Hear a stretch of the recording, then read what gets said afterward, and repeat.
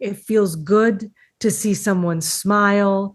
It feels good when you can have a conversation with someone and make them laugh. It feels good to be light. How do we know if it's right or wrong?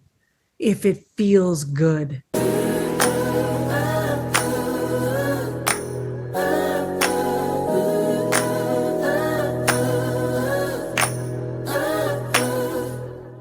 Get ready today for an inspiring conversation with Joleene DesRosiers, a dynamic content creator and video producer from Northern New York with 25 years of experience as an award-winning investigative reporter, screenwriter, and series producer. Joleene has transitioned her talents to empower others. She now dedicates her voice to those who have lost theirs, challenging cultural norms and expectations. And through her workshops and her retreats and the podcast Conversations in Bed with her partner, Ken Case, Joleene is on a mission to help others reclaim their voices. Welcome to my little podcast, Joleene. Thank you. You summed that up beautifully, by the way. When you sent that to me, it was perfect. Good. Well, I'm really glad. I'm trying to capture all the little pieces, but one of the things that I've been loved so much about since we connected by me jumping into your live on TikTok is how much synergy there is between our stories, our past, our history, and our current missions. Yeah. I'm looking forward to jumping into all the things and exploring all of those pieces. But before we do, I like to start my conversations with people with a question from them about their childhood or their family of origin, something from that first family, good, bad, indifferent, that you think might have informed who you are today, what you become, the work that you're doing. Anything come to mind for you? Oh, wow. That's fantastic. I just had a conversation early this morning, a conversation in bed with my partner, Ken, and we were talking about how we went outside. We're just a completely different generation. And how that just gave us more independence and the ability to try things. So I don't know, I always felt brave because I could explore places that I didn't explore. And one of those places we called the clay pits because it was just clay and we could take our bikes through it. And I think that was something that helped me become more of a daredevil and take risks in life, which at the tender age of 52, I still do. Oh, I love that. That's a perfect segue because I think overarchingly, that's one of the places where we resonate is that we're willing, you and I can tell from the short amount of time I've known you, that we're willing to step outside of the box that is culture's expectation of us in order to serve our own self-expression, in order to serve our mission to support others. And so I love that you're relating that back to that history that definitely our generation had of being free to roam in the neighborhood. And I don't know if it was true for you, but like playing Foursquare and kick the can until someone called you in for dinner. It was a very different kind of childhood than the childhoods that our kids are having right now or have had. 100% different. Yeah. Yeah. But it was fun to reminisce about that. Those No. are things you don't think about, you forget about those moments in time, those little chapters or eras is the word that people use these days. Yeah. Yeah, and we're going to come back to talking about your podcast with your partner because there's a lot to discuss around that, around shared projects and relationship and living out loud in front of people. But before we do that, let's talk a little bit more about how you see that showing up in your life. How did you describe it that you're still willing to do at 52 is, I say live outside the box, but I think you said it's like Live out loud.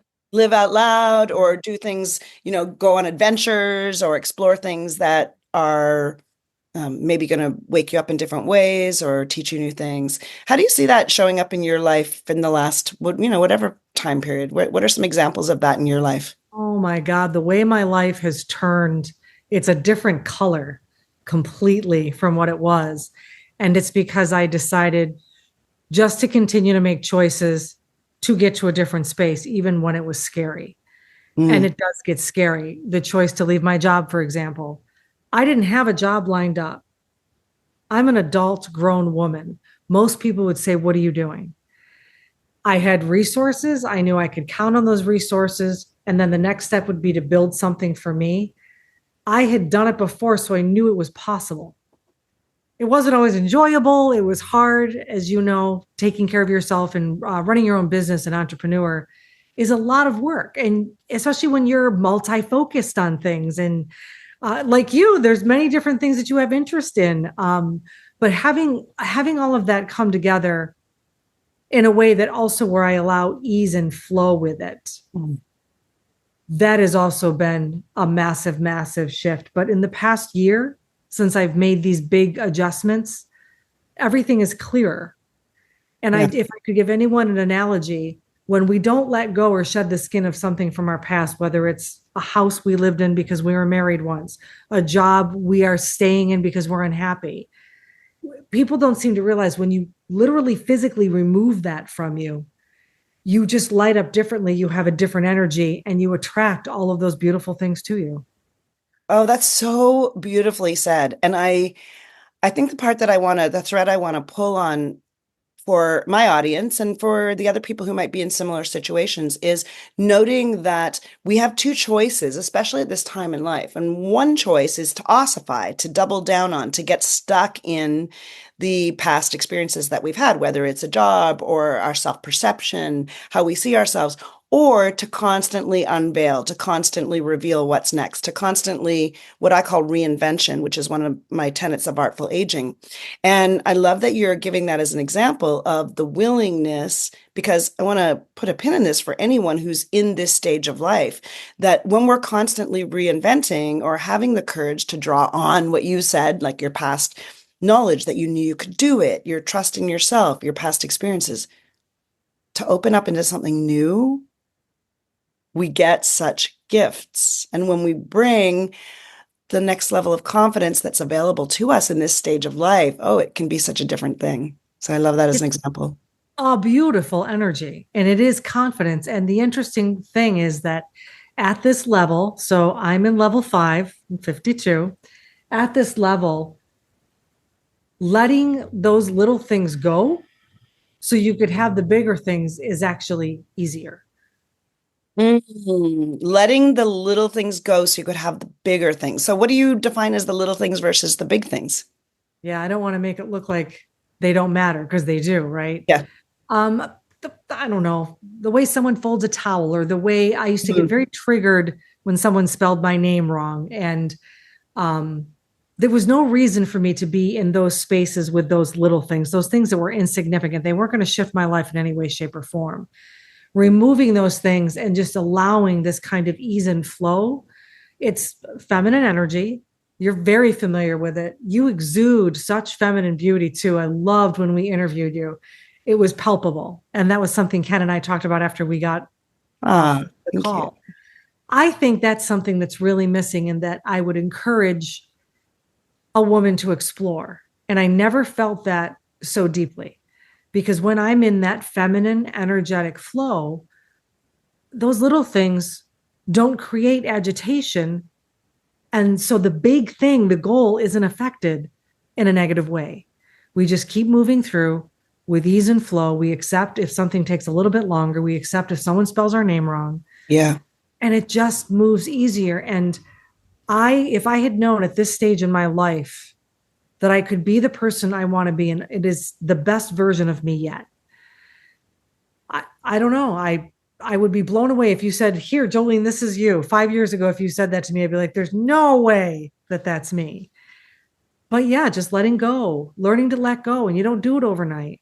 Yeah, I want to underline that because I think for the stories in our culture, especially as we get to the place where we're over 40, over 50, I'm coming up on 60, is there's a lot of negative stories about what that means. And sometimes we can be hypnotized by them. There's some people who are hypnotized by them.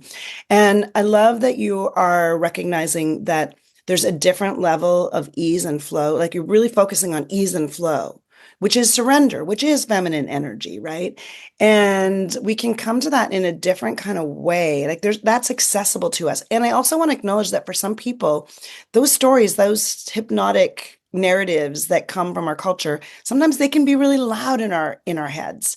And so I love that you are showing up on online in your podcast, speaking out loud as a voice for the possibility of ease and flow and being a different version, the best chapter. Because I think sometimes people don't always trust that that's possible. And there's so many stories otherwise. It's staggering to me. And it's actually heartbreaking because I was one of those people. Interesting. Say more. Now, yeah, I'm on the other side of that. Instead of just sitting in that space, which is kind of a woe is me and this is it, this is all I'm going to get phase, I just wanted to know what it was like on the other side. And, that it all started with me with watching The Secret. Actually, it started with Les Brown in fifth grade. I remember walking down the hallway with a Walkman and listening to Les Brown. He was my first virtual mentor. And I thought, if a man like that can live like that, I can.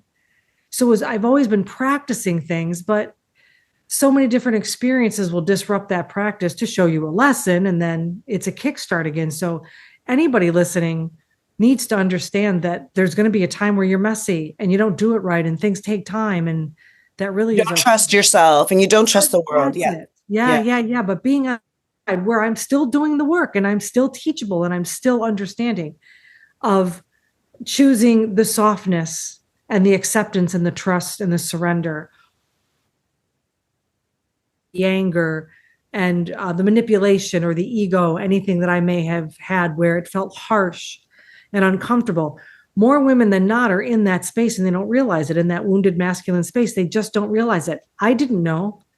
I just thought I was angry all the time, and I was. But I think understanding that everything is energy and choosing the energy that you want to be in is when you really see those big shifts and changes. So I got to be on your podcast, and I'll be excited to let my community, my friends, my followers, my people know about that when it comes out. And I got to talk a little bit about my perception about my experience with polarity and all the ways. But now I'd love to hear something about your experience about it, because it's something that we connected on early on. In fact, I think it was what you were talking about in your TikTok live when I jumped in and made some points about it. But you have your own journey on polarity and how you've experienced that in relationship to, the masculinization, the depolarization that so many of us go through. And, there'll be different perceptions in the audience in terms of how much they understand about it. But share a little bit about what your journey's been around your understanding of masculine, feminine polarity. That it is a duality. One person has to be in the masculine and one has to be in the feminine. Two cannot be in the same, or those aren't fireworks you're seeing, that's explosions. That is the biggest thing. So for me, that meant allowing my partner, his name is Ken, to trust his timeline is the best way to put it. Everything has to be done for me immediately.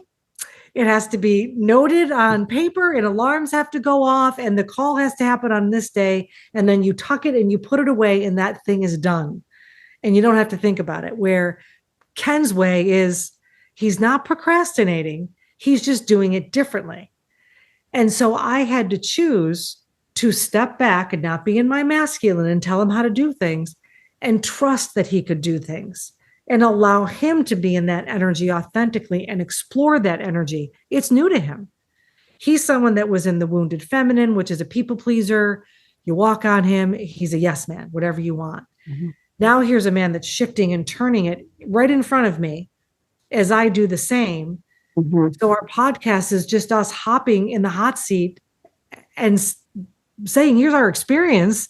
It's not perfect, but look what it's doing, and look how it's shifting, and look how it's changing us and changing people. It is 98% of the time well received. I'm never forcing any kind of belief down anyone's throat. I'm just sharing my experience. Mm-hmm, yeah. But there's that 1% that will come in to criticize and call you out and question what you're doing. Yeah. Right? Blah, blah, blah, blah, blah. Okay, bye. Well, thank you for your insight. Thank you for your thoughts. That's interesting, though, because Ken and I will look at each other and say, that person is hurting so bad. Yeah. For you anybody know? who's an online content creator who wants to be, one of the things I hear from people who are thinking about it is that fear. What about trolls? I'm going to get canceled, all that kind of thing. I think the way that you always have to go to it is recognizing that people don't do, you have to have just so much compassion for that little 1% of people. But Hmm. I want to go back to what you just described as being you and Ken, conversations in bed, such a cute concept, such a lovely framework. And of course, you have the producing background that allows you to bring so much structure and understanding about how to create a show, which I absolutely loved. But I love what you just mentioned that in real time, you and Ken are working on what I would call repolarizing yourselves, like coming back from that depolarized state that so many of us are in our culture. Whereas women, we have to go into our masculine. We have to make things happen. We have to protect ourselves. We have to raise the kids. And men, especially good men who want to be great partners, are trying to figure out how to be men and sometimes having to heal from this idea of being the nice guy and being the yes man, and which is not the masculine that most feminine beings want. And Right. so I love that you're working on that in real time together as a project that you're generously sharing with the world.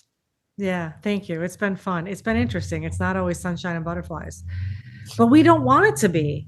Hmm. We just see the value in how once it's understood, if people can just become curious Hmm. before critical and really understand what it means and how it can shift any relationship, friendships, coworkers, it's life changing. For a woman, it's about just letting go.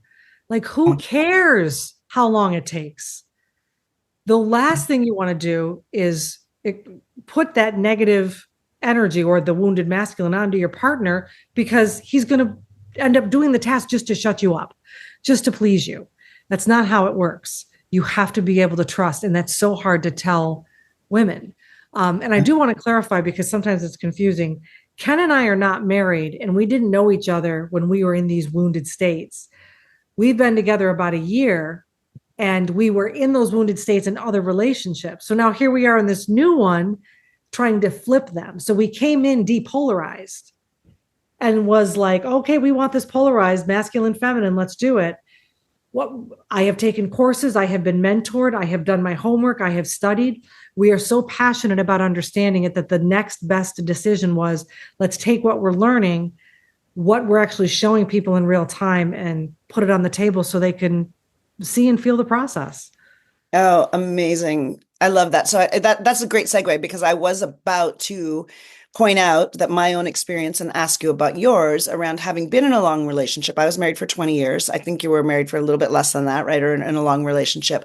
And I notice, and I want to do some content. I want to do a piece on all that I learned from the failure of my divorce. Not only, well, especially the only part I can have any impact on or any control over is the part, my role in that.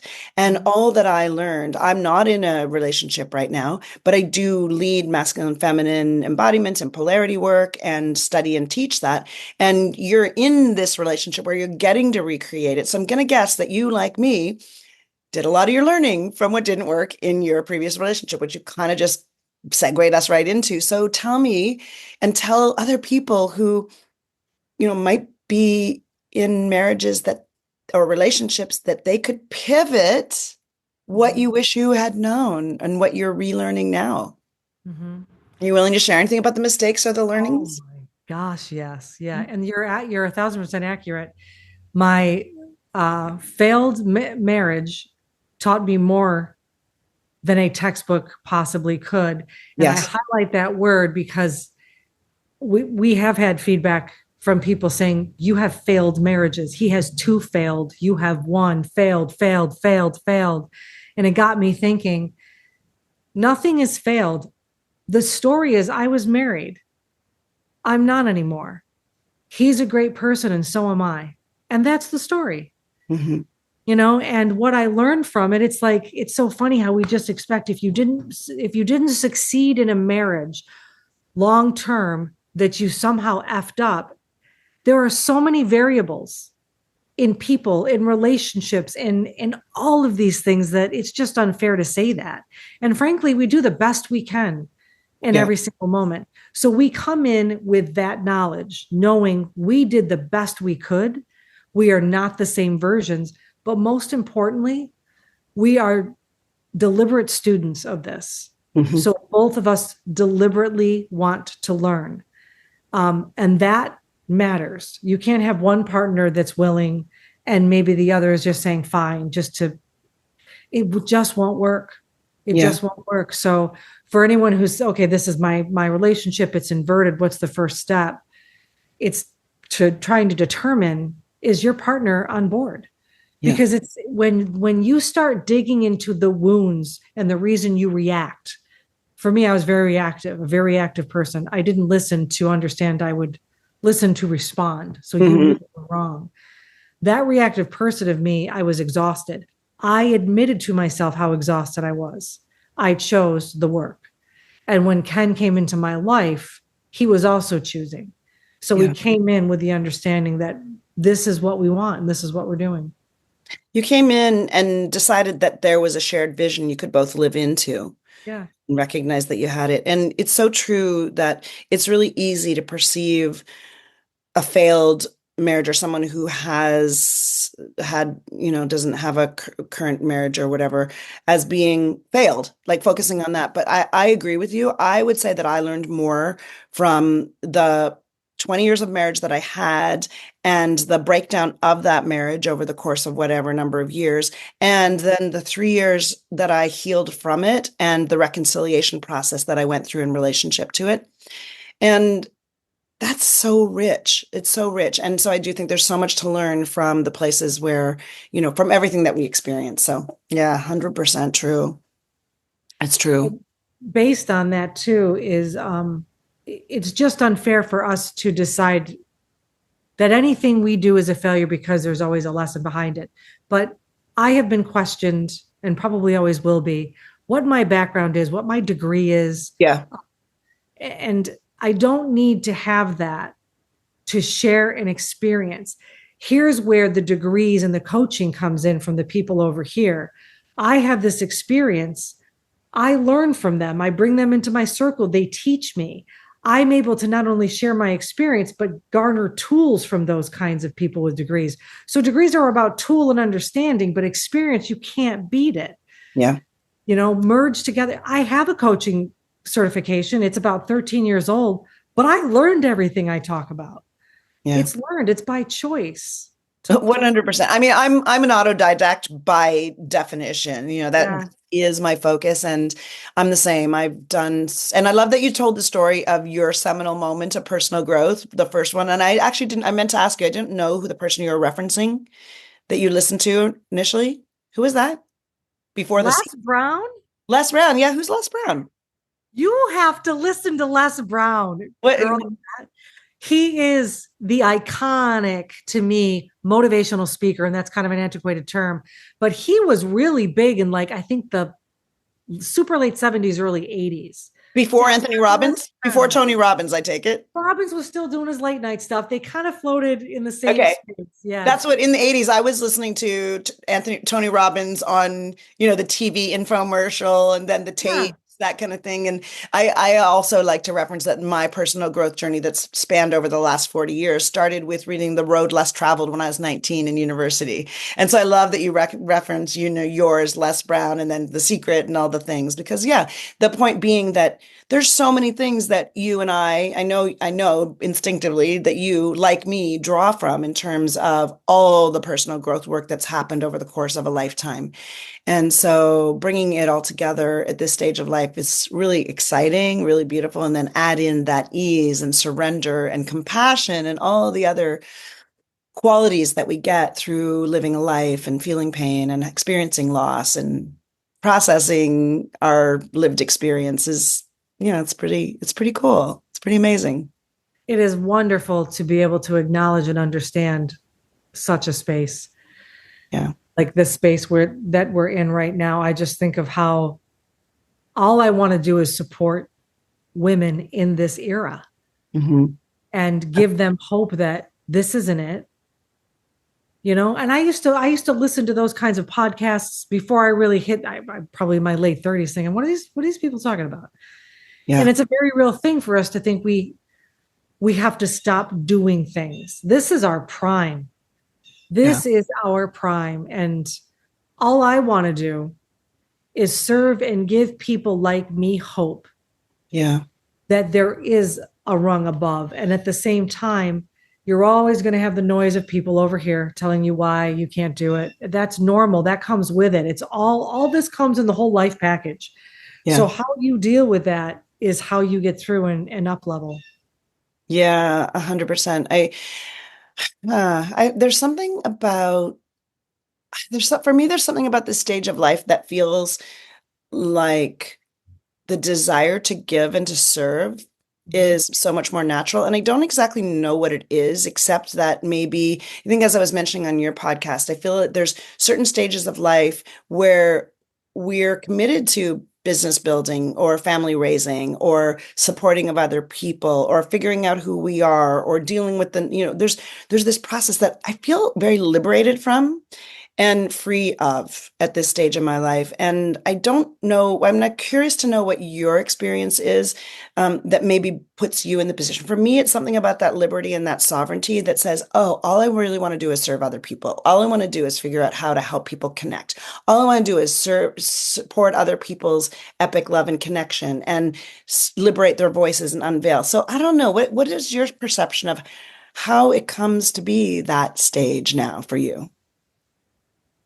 My perception as far as how I got here. Yeah, like what gets us to this different stage of living where it feels most important to be a support of other people's voices and other people's liberation and other people support of other people's happiness and experience. Because it feels good. Yeah. Like before it was the done thing, it feels good. It feels Ugh. good to be kind. It's like a drug. It feels good to see someone smile. It feels good when you can have a conversation with someone and make them laugh. It feels good to be light. That's why, because it feels good. It's funny you asked me this, Lisa, because I literally was having this thought of how do we know if it's right or wrong? If it feels good, like lights your body up. There's no way it can be wrong. Hallelujah. Absolutely.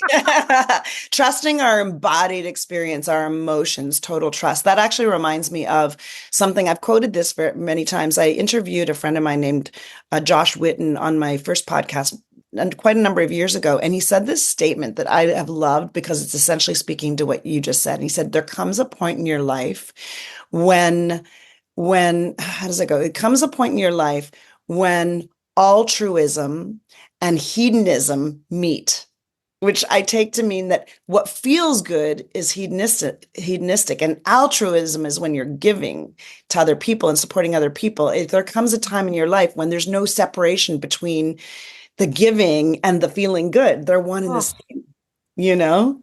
yeah, it's good. Boy, chasing ego and chasing shiny things is exhausting. Hmm. And everybody discovers it differently. I think it's at this stage where we really start to discover it. I'm always impressed when a young person has that knowledge Yeah. and think, gosh, if I saw that at 30, but I was constantly chasing a title, Yeah. notoriety. I was Yeah. in broadcast television for a long time. And when I left, that ego death was one of the hardest for me because I identified as someone who saw me on the news and I wasn't there anymore. And I'm seeing all my news friends in Facebook and their feeds with accolades and awards. And it's time for more awards this year and different sweeps pieces they may have done and and I'm watching them grow. Yeah. And that was really hard because that was my identity for so long, Hmm. but it took me a while to break that identity off of me because I was still new to this evolution of me and didn't really know it was supposed to feel that uncomfortable. But I'm glad I followed through with it because every time it brings you to the next level. And that uncomfortableness also becomes easier. You know what to expect at that point. Yeah. Beautifully said. I Yeah. do. I do. I mean, I feel like I've had so many unveilings of myself Mhm. because there's so many different chapters. And every time my version of that was being a film and television actor and then going in the course of 1 year from being in Los Angeles, working on network television shows, and then suddenly having a baby and having left that work and suddenly holding this baby in my arms going, I love you, I think. I don't know you yet, but I love you. But what the have I done to my life? Yep. I went from being this autonomous person, my early 30s, just being free and working and in a really exciting industry and career to suddenly being invisible to the world as a new mother. So it was definitely one of those Mhm. ego deaths. And, I've had a number since. So Yep. we just keep on unfolding, unveiling, and unpeeling and unpacking the essence of, our truth as humans. And it all plays in because I was thinking just this morning, my screenwriting era is closed. And Mm, I was taking myself through some questions, which is, why did you choose to do it? Because it's a grind, like anything, it's a grind. Did I give it up because of that? And I was able to answer no, because when I just stopped writing and decided to push pause and explore other parts, my script was accepted into South by Southwest, which is a really big um, there is. film festival, and that was impressive to me. And I had also placed in 3 legitimate contests and had a couple of conversations with producers. So these carrots were here. It wasn't like, and I wasn't afraid of that. It wasn't there anymore. So Yeah. even though these accolades were coming in, and that was a hard thing to admit to myself because it is my love. Writing is my love. Writing comedy is my love. So I have decided that that era is not gone. It's there and it will somehow play in again in this new chapter. Oh, okay. That's a perfect segue into something that I used to do it always on my first podcast, which was the Superpower You podcast, but I only do it sometimes now. But that is the perfect segue into it. And that is the concept of your superpower. I Mm. identify a superpower as that skill set or gift that is part of you that's deeply imbued in you, that's so natural to you that it's like the water you swim in or the air you breathe, Mhm. that you almost don't notice it because it's such a natural gift to you, but other people are always noticing it, commenting on it. And here's the important part that ties into what you just said. When you look back on your life, it has always been there in some form or another. And probably whatever chapters you go into next, it'll still be there because it's the essence of who you are. So if you had to take a guess, and sometimes we can like reword it, figure it out, but what would you say is that thing that is so natural to you that it's just you don't even think about it, but other people are like, wow, that's amazing. That's always been there, regardless of the age or stage. Inspired communication. Ooh, Yep. that makes so much sense. Yep. No question. It keeps coming back in every form. Yep. Yeah, and beautiful how I love that you are so clear about the comedy writing, communication, but comedy is such an inspirational way of communicating. It's the way that connects people. So much inspiration. So, what are some other examples of where inspired communication as your superpower has shown up? Obviously, on the podcast, you're exhibiting and modeling inspired communication with Ken for the world to see on your podcast. Obviously, you're a comedy writer. Where else has it shown up in maybe ways we haven't mentioned yet? As a TV reporter, Hmm. as an anchor, um, as a TV producer, as a writer, um, it's just this level of confidence that people see and experience. And that's great that they do, but the real work comes in you being humble about it. Hmm. You being humble about that level of confidence because confidence scares people. And Yeah. confidence is often misread by people, and it triggers people, but I don't know if I I don't answered know. your I have something about humbleness. I have a love-hate idea with it. I love the concept of humility.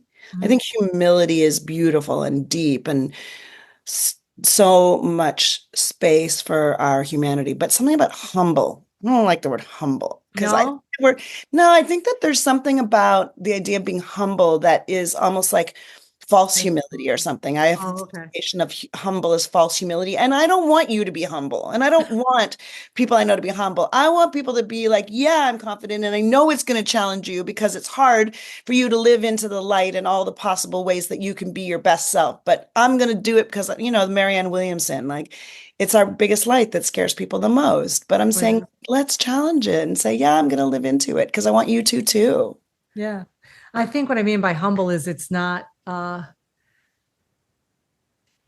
so I've been a coach for so many years. When I first started coaching, I didn't do it right. I came from that space of ego that I had all the answers. So I guess maybe I should frame it like this. I've been humbled by people in their journeys, and I had to feel a lot of pain in my own to have that experience. So humbling in a way that I can participate at this Mhm. level of clarity and this level of softness, as Oh, opposed to that other version of me. nice. I think I hear the word humbling differently. I mean, I love words. I really like what's the nuance of this word compared to that word? I'm sure I'm going to go into Chat GPT Like, and why did I use it though? Is a great point. Like, why did I use that? So it's like you think about where that word is associated from and how it. So I understand completely. but I love Yeah. the idea of being humbled. There's something about like that something being humbling. That something if something's humbling to me, it's like to me, I guess the way I hear it, being not I don't like the idea of somebody humbling me. That feels like ooh. Like But pandering. Yeah. yeah, or maybe like aggressive or something like someone doing something. But the idea of me being humbled by an experience feels like it brings me to humility. Hmm. So the idea of, yeah. So I don't know, just a subtle nuance that's kind of fun to explore. But the essence of what you're saying, yes, yes, I get it. I get that piece. Part of our I growth. I had done a video. Gosh, this was like a year and a half ago when I was having all these realizations, talking to a friend. And I remember saying to her, I always get in trouble for my mouth. And she looked at me with a smirk and said, that's your superpower. And I flipped out. I flipped out. I got in the car and I did this video and I was so passionate. And I'm like, the thing you always got in trouble for, the thing where you were told to be quiet, the thing where you were told to shut down, don't show anybody, don't talk about, that's your superpower. It was such an aha moment for me. And I'm like, mine is communication in an inspired way. I really want to approach it in a way that I genuinely give people. Hope is such an overused word, but the realization that they have all these things in them that they can be. It's Yeah. not out here. Hmm. They can access any of it and just be that beacon of light or that conduit of information that says, I've got a roadmap. Yeah. You can start on this road and eventually you'll find your own way. But on this roadmap, there is so much clarity and hope and ease and flow. Possibility, Yeah, possibility. possibility.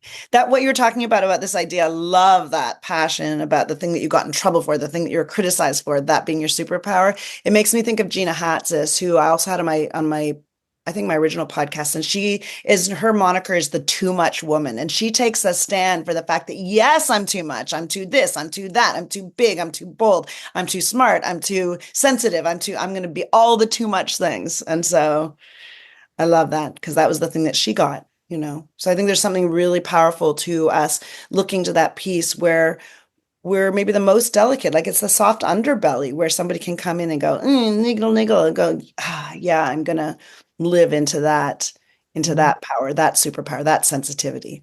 So I love it.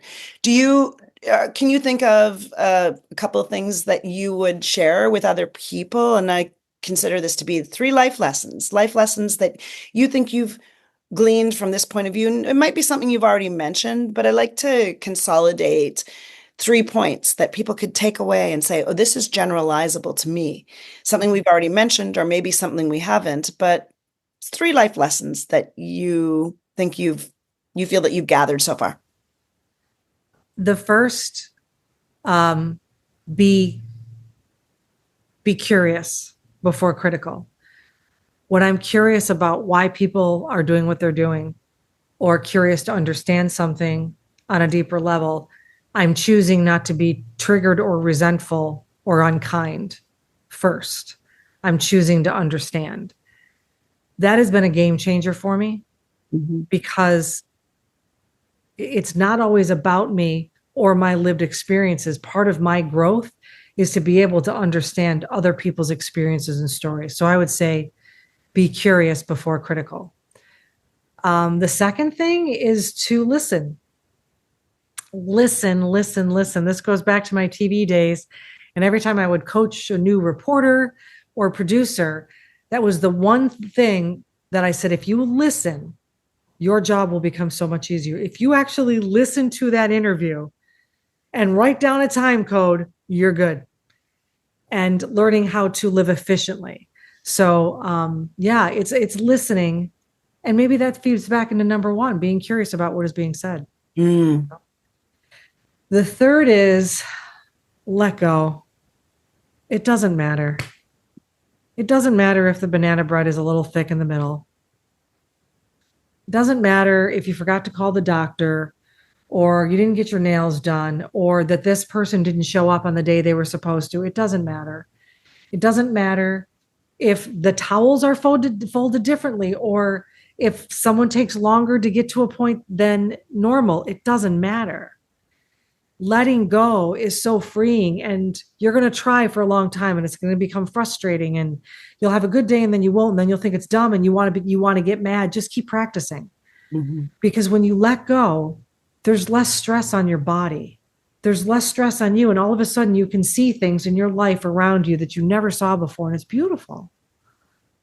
I love it. So be curious, listen, and let go. Mhm. Those are just beautiful. I love them.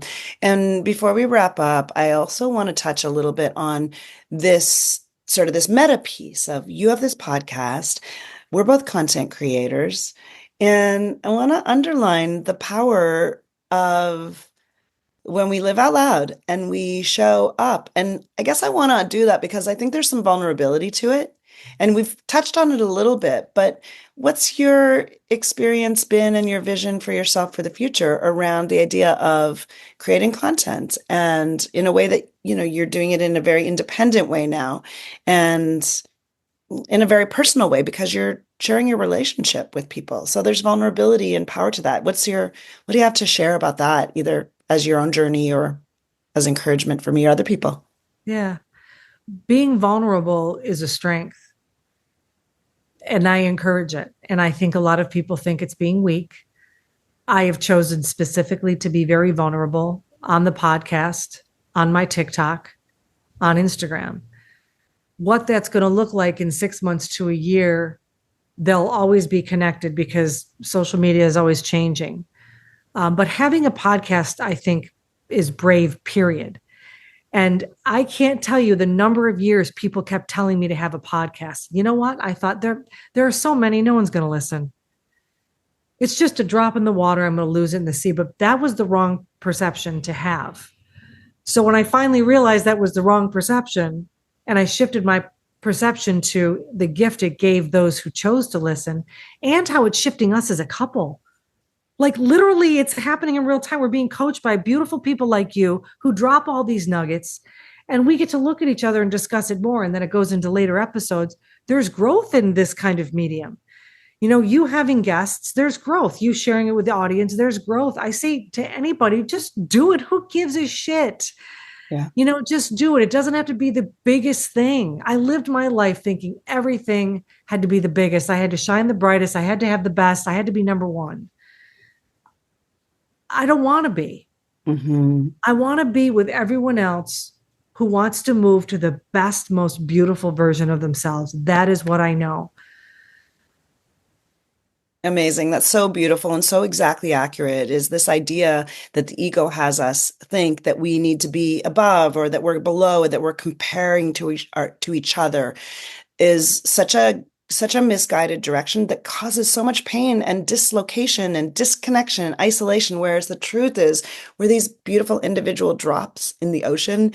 And when we get to share that and see each other's beautiful drops, it's so connecting. It's just, I'm enamored with content creation as a process, and both the vulnerability that it brings up, but also the connection and the growth that it allows us to inspire. And I'm such an advocate for people over 40, over 50 to speak up, to find their way, to get onto TikTok. I got onto TikTok in 2020. And when people were like, oh, I'm 30, I'm too old for TikTok, I'm like, hold on a second. This is the golden age for us as content creators in later life with all that we bring. So I'm so grateful for you for being an example of that. And I'm so grateful for you practicing and evolving your relationship with Ken for people to watch and learn from. So thank you for all that you're doing in the world. And thanks for your time today. Thank you. I'm so glad to know you. So thanks again. Share a little bit about where people can find you. I'll also put it, of course, in the show notes, but just so we have it at the auditory level also. Takeyourvoiceback.com. All one word, takeyourvoiceback.com. And you can find my social handles there. I do speaking and teaching and retreats. I don't coach anymore, but I love to stand in front of a room and just teach. So if anyone is interested in me going to teach, drop me an email. Beautiful. Thank you for your time. And if you're still here with us on this journey, thank you for being here. If you're looking for opportunities to practice or experience polarity, I have an embodiment lab coming up on November 2nd at Alchemy Springs in San Francisco with Speed Weed. And you can find other offerings that are coming up in the show notes on my website at lisalacroix.com. If you'd like to watch some more videos, this one is what the algorithm thinks you're going to like. And here's a playlist you can watch as well. Thanks for being here, and I'll see you next time.